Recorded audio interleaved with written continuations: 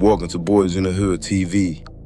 Today we're going to be discussing a Cam 13 member who will go down for a double murder. In June of 2016, 18-year-old LA resident, also a known tagger, named Enzo Escalante, will make a choice to get put on to the notorious East LA gang known as Cam 13, or Crazy Ass Mexicans. Now, the original Cam gang resides in Boyle Heights, but Enzo will be put on to the Southside faction. Now, at this point in time, Enzo had already had an arrest record, and in February of 2016, he had been arrested for assault with a deadly weapon, vandalism, and resisting arrest. And it was said by many people that Enzo had a very short temper. And on June 27th, at around 9 p.m., a 16-year-old Isaac Ramirez and his friend named Eddie were walking to a weed dispensary, and they had planned on getting donuts afterwards. Now, while walking, they spotted a black Nissan with two men standing outside the car and one sitting on the inside. The men were members of Cam 13, which included Enzo, who was sitting in the driver's seat. Now, as Isaac and Eddie continued to walk,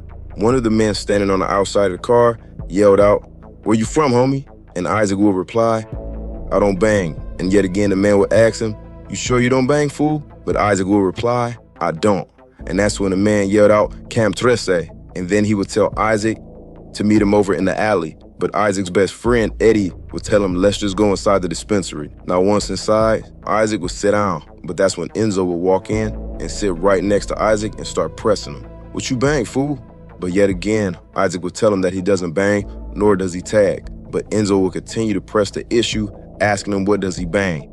But eventually the store security would tell them if they didn't have any business in the store, that they needed to leave. But before Enzo would get up to walk out of the store, he would put his hand on Isaac's shoulder and tell him, "I'll see you outside." Now, Isaac's phone would start to ring, and it was his older brother, Chris, who would tell him to meet him outside at the donut shop. Eventually, both Isaac and Eddie would leave the dispensary and head over to the donut shop to meet Chris. And immediately, Isaac would tell his brother what happened between him and Enzo, who was still sitting over in a Nissan. Now, after hearing this, his brother, Chris, would immediately run towards the Nissan and run up on Enzo and got it cracking. He would punch Enzo straight in his face, and immediately, Enzo aimed a gun at him and opened fire, letting off 2 shots.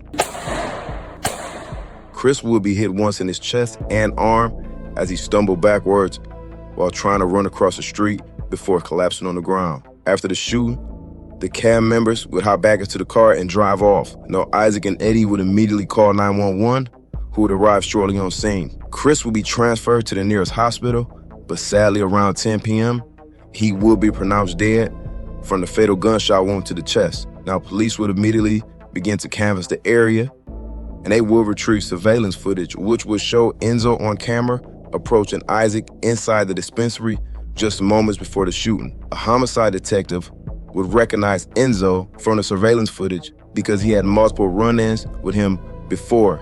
Now, police would later discover that 21-year-old Chris Ramirez was not a documented gang member. Now, as the investigation continued, only weeks later, on July 6th, Enzo, along with his homie named Alex, would head over to his homie house named Cruz. Now, all three would start smoking weed and relaxing, and that's when Enzo would pull out a Glock 27 and start showing it off. Enzo would let it be known that he got the gun for protection.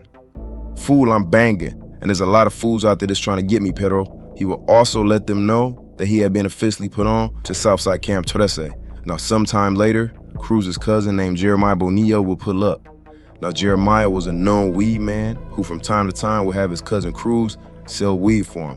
Now, while there, Jeremiah would pull out a jar full of weed and start weighing it on the scale. Enzo would introduce himself to Jeremiah, and they would exchange numbers, and he would let Jeremiah know that he was looking to buy maybe between $400 to $500 worth of weed. Now, as some time went on, Jeremiah would get up and leave, and at around 11 p.m., Enzo and Alex would also leave. Now, after everybody left, Cruz would get on the phone to talk to Jeremiah and let him know that he shouldn't trust Enzo because he had just saw Enzo with the gun earlier in the day. Now, at around midnight, both Enzo and Alex were at Enzo's house smoking weed and chilling.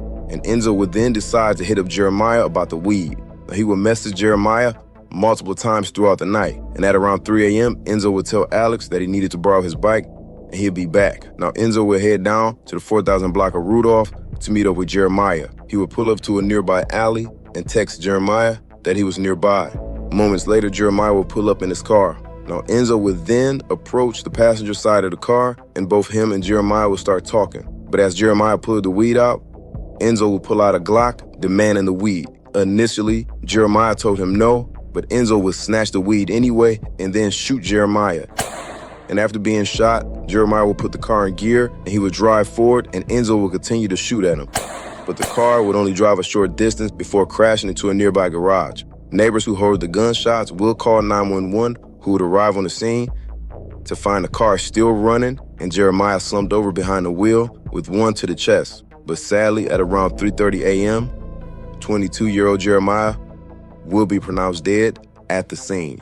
Now, once Enzo would arrive back home, he would tell his homie Alex that he had just shot Cruz's cousin while holding at least $200 to $300 worth of weed in his hand. Now, as police began their investigation, they would speak to multiple witnesses who would tell police that they heard two men talking.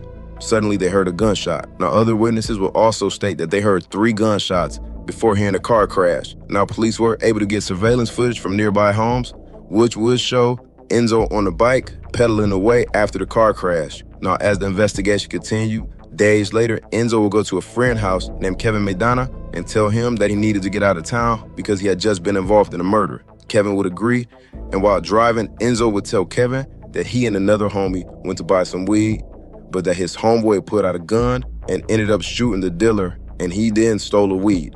Now, after being dropped off, Enzo would make his way to Tijuana, Mexico to hide out. While there, he would call his ex-girlfriend up on the phone to come and visit him, and while staying there with him, Enzo would admit to her that he had murdered 2 people that summer and that he was suffering from nightmares from the murders. He would also admit to her that he had gave the murder weapon to a high-ranking member of KAM to get rid of. Now, once his ex-girlfriend got back to the States, she would tell the police what Enzo had done, and she would also tell them that he was in Tijuana, Mexico.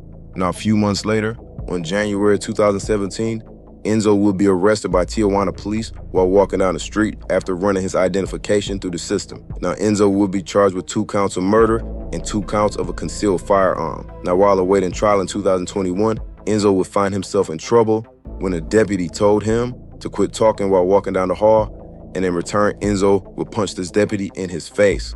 This video showing the 2021 fight and the internal investigation report, which determined the sheriff's department buried the case because of the potential for this incident to shed negative light on the department given its nature and its similarities to the widely publicized George Floyd use of force. 16 seconds into the struggle, the deputy who was originally punched, Deputy Douglas Johnson, presses his knee against the inmate's head and neck.